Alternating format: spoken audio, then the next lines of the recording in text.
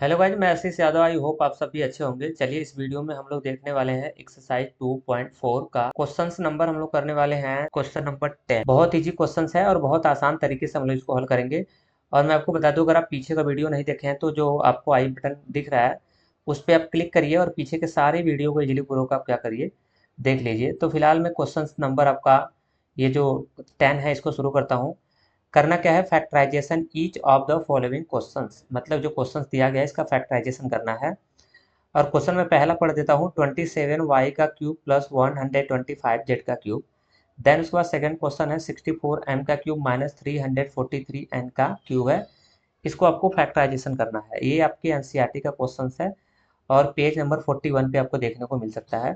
तो चलिए इस क्वेश्चन को सॉल्व करते हैं। क्वेश्चन बहुत ईजी है और इसको सॉल्व करने का बस एक ही तरीका है, वो तरीका है ए का क्यूब प्लस बी का क्यूब और ए का क्यूब माइनस बी का क्यूब। ये दो फार्मूले का इस्तेमाल करके इजीली पूर्वक आप इसको हल कर सकते हैं। तो चलो इसको हल करते हैं, लेकिन हाँ उससे पहले थोड़ा सा इसको हमें बनाना पड़ेगा क्यूब के रूप में, क्योंकि देखो अब इसको सर बनाएंगे कैसे। देखो अभी कुछ इसमें y का क्यूब हो चुका है, इधर z का क्यूब हो चुका है, लेकिन इसके कोफिशिएंट का जो है क्यूब नहीं लग चुका है, बना नहीं है। क्योंकि देखो जो फार्मूला होता है, मैं आपको बता दूं, ए का क्यूब प्लस बी के क्यूब का, इसमें होता है ए प्लस बी, देन उसके बाद ए का स्क्वायर प्लस बी का स्क्वायर और माइनस का कितना होता है, ए बी होता है। प्लस के इधर पूरा क्यूब बनना चाहिए, प्लस के इधर भी पूरा क्यूब बनना चाहिए। तो इसमें आप देखिए प्लस के इधर पूरा क्यूब नहीं बना है और ना ही प्लस के इधर पूरा क्यूब नहीं बना है। क्यों? क्योंकि खाली आप वेरिएबल का क्यूब है इसमें, बाकी नंबर का तो है नहीं। तो आप चलो, आपको पता होना चाहिए कि 27 किसका क्यूब है, 3 का क्यूब है। तो 3 लिखो, y लिखो और ओवरऑल का क्यूब बना दो। अब देखो हो गया। अब प्लस आपको 125 कितने का क्यूब है, 5 का क्यूब है। तो 5z लिखो और उसके पार कितना डाल दो, 3 डाल दो। कैसे? देखो कैसे, 3 का क्यूब है, 3 का क्यूब करोगे तो 3 इंटू 3 आ जाएगा और 3 3 जा कितना हो जाएगा, 27 ही आ जाएगा। उसी तरह 5 को खोलोगे जब दो बार ना, तो 5 इंटू 5 करोगे 3 बार तो 125 ही आएगा। तो इसीलिए कहा जाता है कि 27 का क्यूब जो होगा अ, बनाओगे तो 3 के पार कितना लिखोगे आप, 3 लिखोगे। क्लियर? अब चलो, अब देखो ये सवाल बन गया और इजीली पूर्वक हम इसको क्या कर लेंगे, अब हल कर लेंगे। बहुत आसान है और जल्दी से हल भी हो जाएगा, इसमें कोई डाउट नहीं है। बस इसको मैं हटा लूँ थोड़ा सा। अब देखो यहाँ से बन गया किसका, अब ये हो गया ए का क्यूब, ये पूरा हो गया आपका ए और इधर हो गया पूरा आपका बी। अभी जो फार्मूला हो गया ए का क्यूब और बी का क्यूब, अब इसका बन गया फार्मूला। क्लियर? तो फ्रंट पे आपके फार्मूले दिख रहे हैं, मैं आपको हटा देता हूँ ये फार्मूला। क्लियर? अब देखो ए का क्यूब और ये हो गया बी का क्यूब, तो इसका फार्मूला क्या होता है, इसका फार्मूला होता है ए प्लस बी। तो ए प्लस बी का मतलब यहाँ पे हो जाएगा 3y और प्लस बी की जगह कितना, 5z। तो हो गया ए प्लस बी। फिर ए का स्क्वायर, ए का स्क्वायर का मतलब कितना, 3y का स्क्वायर, ए का स्क्वायर प्लस बी का स्क्वायर मतलब 5z का स्क्वायर। ए का स्क्वायर प्लस जेड का स्क्वायर माइनस का कितना होता है, ए का स्क्वायर हो गया अब प्लस हो गया बी का स्क्वायर हो गया और माइनस का क्या होता है, ए बी होता है। तो ए की जगह कितना है 3y और इंटू बी की जगह कितना है 5z। क्लियर? बस ये रख लिया।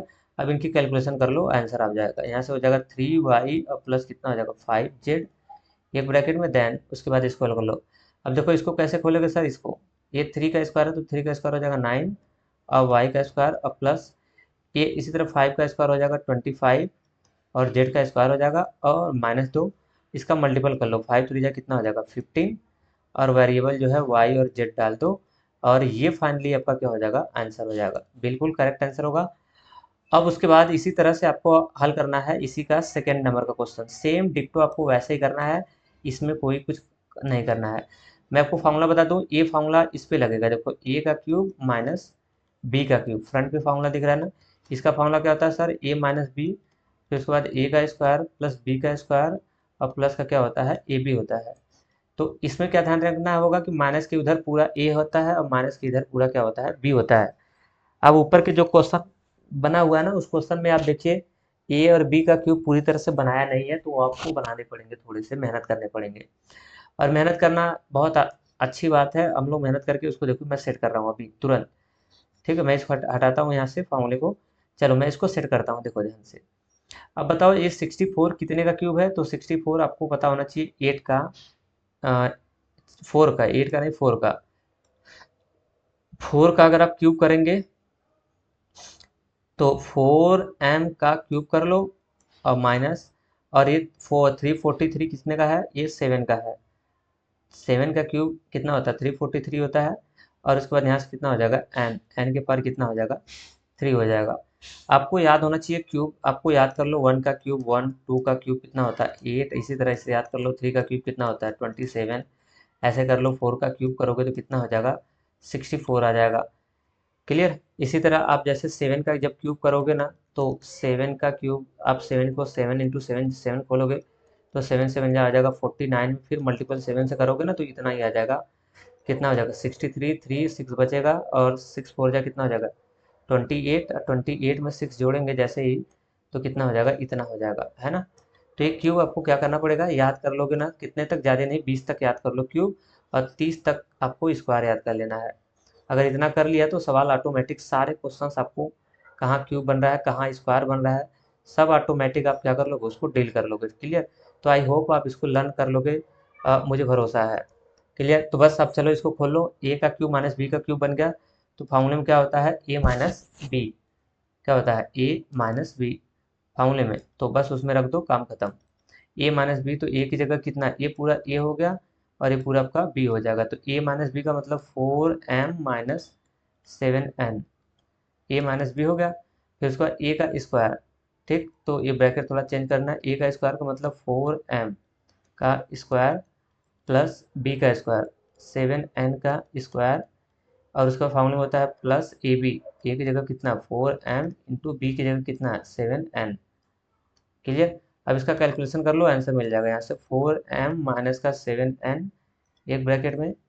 अब इधर हल कर लो, अब देखो इसको खोल लो थोड़ा सा, 4 का स्क्वायर करोगे तो कितना हो जाएगा 16, m का स्क्वायर और प्लस 7 का स्क्वायर जैसे करोगे तो कितना हो जाएगा 49, n का स्क्वायर और प्लस इसका मल्टीपल कर लो 4, और से 4 जा कितना हो जाएगा 28 हो जाएगा, और m हो जाएगा n हो जाएगा।